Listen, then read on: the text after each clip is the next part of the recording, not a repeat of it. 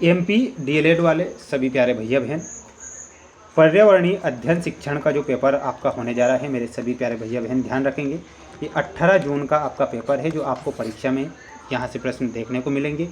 इसलिए आपसे मेरा ये कहना होता है कि जो पेपर मैं बताता हूँ प्यारे विद्यार्थियों, आप उन्हें याद जरूर करिएगा, क्योंकि जैसा कि मैंने शुरू से आखिरी तक देखा है, जो पेपर मैं बताता हूँ उनमें से 100 में से प्यारे विद्यार्थी मैं आपसे कह रहा हूँ कि 99% प्रश्न उन्हीं से बन रहे हैं। इसलिए आप क्वेश्चन को याद करें, अच्छे से प्रयास और मेहनत करें। प्यारे विद्यार्थियों, प्यारे साथियों, जैसा कि आप देख पा रहे हैं, मैं आपको बता देता हूँ कि 70 नंबर का आपका पेपर आएगा। तो आपको क्या करना है, अच्छे से याद करना है। क्वेश्चन नंबर फर्स्ट पूछा गया है, सही विकल्प चुनकर लिखिए में, पर्यावरणीय शक्तियाँ कितने प्रकार की होती है। प्यारे विद्यार्थियों, पर्यावरणीय जो शक्तियाँ होती है वह कितने प्रकार की होती है, तो इसमें आपको ध्यान रखना है। पर्यावरणीय जो शक्तियाँ होती है वो 2 प्रकार की पर्यावरणीय शक्तियाँ होती है। तो यहाँ पर आपको 2 प्रकार करेक्ट उत्तर के रूप में याद रखना है। माय डियर फ्रेंड्स, मेरे सभी प्यारे भैया बहन, आपके लिए प्रयास और मेहनत लगातार कर रहा हूँ। अगर मेरी मेहनत आपको अच्छी लगती है तो आप वीडियो को लाइक कर चैनल को सब्सक्राइब जरूर करिएगा, क्योंकि मैं आपके लिए प्रयास और मेहनत हमेशा करूँगा, ये मेरा आपसे वादा है। अगला क्वेश्चन है, किसी क्षेत्र का अध्ययन कहलाता है। तो प्यारे विद्यार्थियों, किसी क्षेत्र का जो अध्ययन होता है उसे क्षेत्र भ्रमण के नाम से जाना जाता है। इसमें आपको लिखना रहेगा क्षेत्र भ्रमण, ठीक है। तो क्षेत्र भ्रमण विल बी करेक्ट आंसर।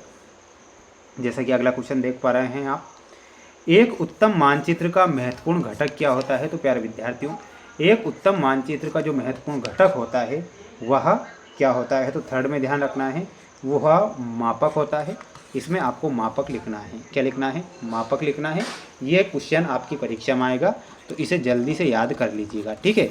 अब बढ़ेंगे अगले प्रश्न की ओर। जैसा कि अगला क्वेश्चन है आपकी स्क्रीन के सामने, हीलर द्वारा प्रस्तावित मुख्य मापदंड क्या होगा। तो हीलर के द्वारा प्रस्तावित मुख्य मापदंड जो होगा वो क्या हो जाएगा, छात्रों की आवश्यकताएं। क्या लिखना है, छात्रों की आवश्यकताएं आपको यहाँ पर करेक्ट करना है, जो कि सही आंसर आपका हो जाएगा, ठीक है। एक बार सभी विद्यार्थी वीडियो को लाइक कर दें और चैनल पर नए हैं तो सब्सक्राइब कर लेना है, ठीक है। बढ़ेंगे अगले क्वेश्चन की ओर। जैसा कि अगला क्वेश्चन है, पाठ योजना की पंचपदीय प्रणाली क्या है। तो देखिएगा, पाठ योजना की पंचपदीय जो प्रणाली होगी वह पंचपदीय प्रणाली क्या हो जाएगी। तो यहाँ पर आपको लिखना है हरियर्ट की। किसकी है, तो यहाँ पर आपको लिखना है हरियर्ट, ठीक है। तो इसका आप यहाँ पर स्क्रीनशॉट ले लीजिएगा और अच्छे से याद कर लीजिएगा, क्योंकि प्रश्न तो आएंगे और ज़रूर आएंगे ये परीक्षा में प्रश्न। इसलिए बार बार मैं आपसे कह रहा हूँ कि जो प्रश्न बता रहा हूँ समय से पहले, वक्त से पहले पूरा पेपर याद कर लो। पृथ्वी के पानी से घिरे हुए क्षेत्र को क्या कहते हैं। तो उसे जलमंडल के नाम से जाना जाएगा। तो यहाँ पर आपको क्या लिखना है, जलमंडल। पर्यावरणीय अध्ययन में शिक्षक का व्यावसायिक गुण है। तो शिक्षक का व्यावसायिक गुण क्या होता है, तो पर्यावरण के प्रति संवेदनशीलता। मैं ऊपर आंसर लिख रहा हूँ, दूसरे का लिख लेना।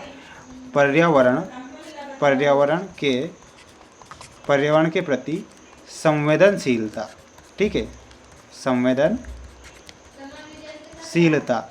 तो ये आपको क्या करना है, लिखना है। स्क्रीनशॉट आप यहाँ से ले सकते हैं। दृश्य श्रव्य सामग्री क्या होती है। तो दृश्य और श्रव्य, तो प्यारे विद्यार्थियों, दृश्य में आप यहाँ पर टेलीविज़न लिख सकते हैं, और टेलीविज़न दृश्य और श्रव्य सामग्री है। तो ये आपको टेलीविज़न लिखना है, स्क्रीनशॉट ले लीजिएगा। बढ़ेंगे अगले क्वेश्चन की ओर। जैसा कि देख पा रहे हैं, राष्ट्रीय शिक्षा नीति सन में लागू की गई थी। प्यारे विद्यार्थियों, राष्ट्रीय शिक्षा नीति कब आती है। तो 1986 में राष्ट्रीय शिक्षा नीति आती है। नई राष्ट्रीय शिक्षा नीति कब आती है। तो नई राष्ट्रीय शिक्षा नीति जो आई थी वो आई थी 2020 में। दैनिक पाठ योजना को अन्य नाम से जाना जाता है। तो इसे किस नाम से जाना जाता है। तो इसमें आपको लिखना है इकाई योजना का उपभाग के नाम से जाना जाता है। तो यहाँ पर आपको लिखना है इकाई योजना का उपभाग, ये आपको यहाँ पर करेक्ट करना है। अगला क्वेश्चन मैं बताऊंगा, बिल्कुल आप निश्चिंत रहिएगा, बस आपको याद कर लेना है। अन्वेषण विधि के जन्मदाता का नाम लिखिए। तो अन्वेषण विधि के जन्मदाता कौन है। तो इसमें आपका आंसर हो जाएगा आर्मस्ट्रांग। क्या हो जाएगा, तो यहाँ पर आपको लिखना रहेगा आर्मस्ट्रांग, ठीक है। पर्यावरण को बढ़ावा देने वाली एक समिति का नाम लिखना है। तो इसमें आपको चिपको आंदोलन समिति, तो यहाँ पर आपको क्या लिखना है, चिपको आंदोलन। अगला क्वेश्चन है, एक बीजपत्रीय बीज का नाम लिखिए, तो वो क्या हो जाएगा, चना। अगला है, एक सजीव एवं एक निर्जीव वस्तु का नाम लिखिए, तो एक सजीव और एक निर्जीव। प्यारे विद्यार्थियों, सजीव क्या होता है, पौधा होता है, निर्जीव वस्तु क्या होती है, पत्थर होता है। तो ये आपको यहाँ पर लिखना है। वार्षिक कार्य योजना का कोई एक लाभ लिखिए, तो यहाँ पर एक लाभ आपको लिखना है वार्षिक कार्य योजना का। आपको इसका आंसर बताना है कमेंट बॉक्स में। देखते हैं सबसे पहले इसका आंसर कौन देगा। एक बार सभी प्यारे भैया बहन वीडियो को लाइक कर चैनल को सब्सक्राइब जरूर करें। आपके लिए प्रयास और मेहनत हम लगातार कर रहे हैं और प्रत्येक विषय के पेपर में हम आपके लिए प्रयास मेहनत करते रहेंगे। बिल्कुल आप निश्चिंत रहिएगा। जैसा कि आप देख पा रहे हैं, ये इनके आंसर मैं लाइव क्लास में बहुत जल्द लेकर आ रहा हूँ। लाइव क्लासें स्टार्ट हो जाएंगी जिनमें आपको इन सभी का सॉल्यूशन बताया जाएगा। तो बिल्कुल आप सभी विद्यार्थी चैनल को सब्सक्राइब करें, क्योंकि देखिएगा अभी मैं इसलिए नहीं बता पा रहा हूँ क्योंकि अभी तो मुझे सभी के क्वेश्चन ऐड करने होंगे पेपर में, है ना, फिर मुझे आपको समझाना होगा, तो इसलिए अभी मैं बता नहीं सकता। इसलिए लाइव क्लास में ज़रूर जुड़ना।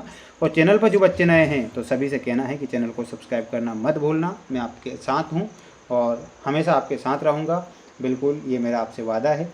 तो बिल्कुल सभी विद्यार्थी वीडियो को लाइक कर चैनल को सब्सक्राइब जरूर करें।